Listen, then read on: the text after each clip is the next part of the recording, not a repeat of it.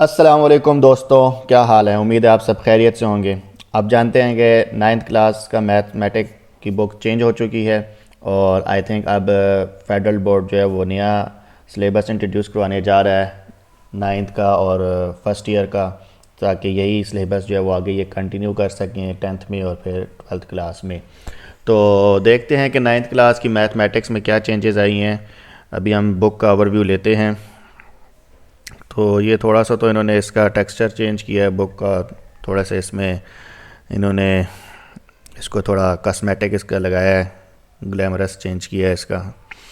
और science group की ये मैथमेटिक्स की बुक है, नेशनल बुक फाउंडेशन की तरफ से, federal text book board Islamabad.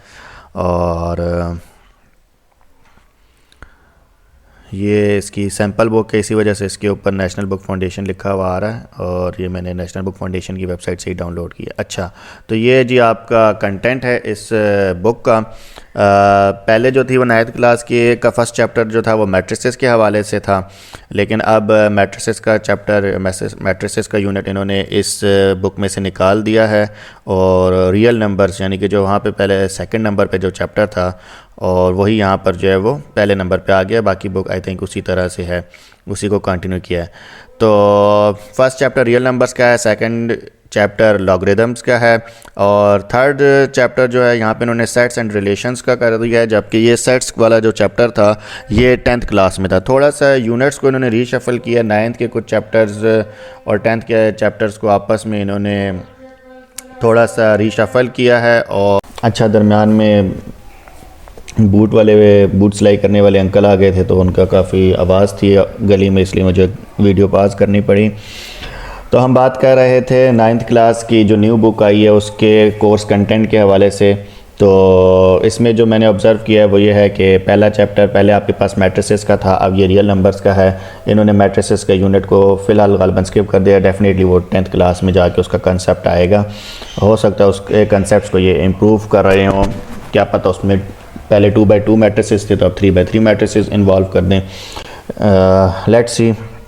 But ऐसा हुआ है कि अब इन्होंने रियल नंबर्स का जो टॉपिक था उसको पहले ले आए। आपके पास पहले रियल एंड कॉम्प्लेक्स नंबर्स थे, अब इन्होंने जस्ट रियल नंबर्स के नाम से ये यूनिट दिया है और इसमें जिक्र आएगा थोड़ा सा कॉम्प्लेक्स नंबर का, जिसमें आपके पास इमेजिनरी नंबर्स जिन्हें हम कहते हैं। एंड देन आपके पास लॉगरिदम्स हैं, पहले भी ऐसा ही था। फिर आपके पास यहाँ पे थर्ड यूनिट जो है सेट्स एंड रिलेशंस का, ये आपके पास टेंथ क्लास की का आई थिंक 5वां यूनिट था पहले, अब इन्होंने इसको नाइन्थ क्लास में इंट्रोड्यूस करवा दिया। एंड देन बाकी बुक जो है वो उसी तरह algebraic expression, factorisation and algebraic manipulation, तो इसके अंदर आप बाकी जो अलजेब्रा के कॉन्सेप्ट्स हैं और जो अरिथमेटिक फार्मूलाज हैं उसको आप पढ़ेंगे। देन आपके पास लीनियर इक्वेशंस हैं और इनइक्वालिटीज़ हैं, यहाँ पर भी आप जो है वो लीनियर इक्वेशंस को कैसे सॉल्व करना है वो देखेंगे।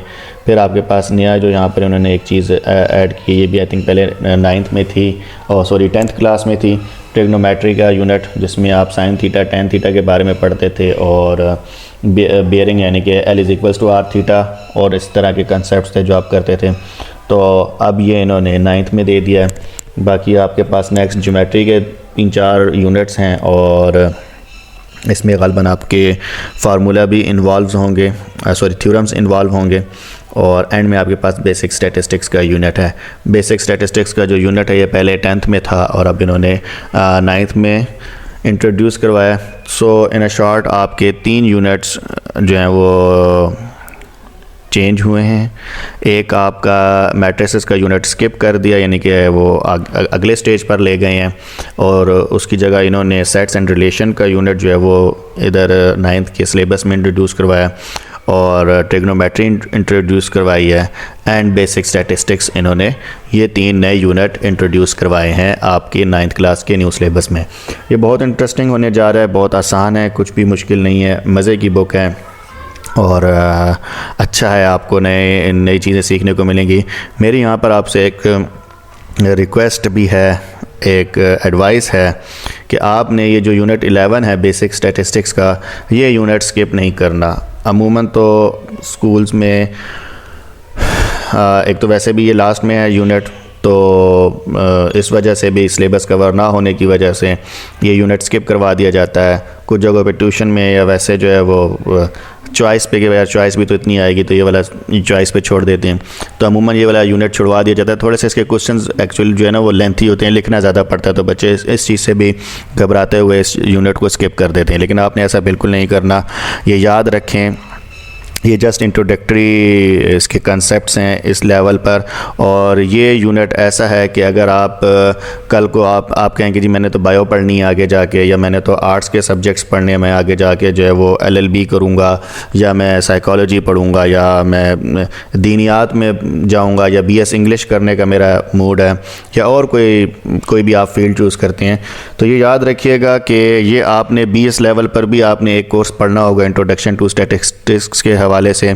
और जब आप MPhil PhD में जाएंगे तो वहाँ पर भी आपने रिसर्च मेथड्स या रिसर्च मेथडोलॉजी के नाम से एक कोर्स होगा 3 क्रेडिट आवर्स का, हर लेवल पर, हर डिग्री के स्टार्ट में, पहले सेमेस्टर में, पहले दूसरे सेमेस्टर में आपका इस स्टैटिस्टिक्स के जान नहीं छूटेगी और ये आपके लिए दर्द सर बन जाएगा अगर आपने आगे ज़िंदगी में कामयाबी हासिल करनी है एजुकेशन की फील्ड में। अगर आपने BS करना है, MS करना है, PhD करना है, रिसर्च करनी है, तो आपको स्टैटिस्टिक्स के कंसेप्ट्स लाजमी आने चाहिए।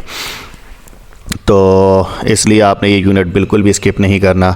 और बाकी तमाम भी बुक बहुत आसान है, कंसेप्ट्स आपने कंसेप्ट्स को समझना है, प्रैक्टिस करनी है, इंशाल्लाह ये आपके लिए बहुत इंटरेस्टिंग होने जा रहा है। तो ये थी 9th क्लास की बुक के हवाले से एक इंट्रोडक्टरी सा हमारा एक सेशन। इंशाल्लाह जल्दी मिलते हैं आपके साथ यूनिट 1 के कंसेप्ट्स और उसके सॉल्यूशन के साथ। अल्लाह हाफिज़।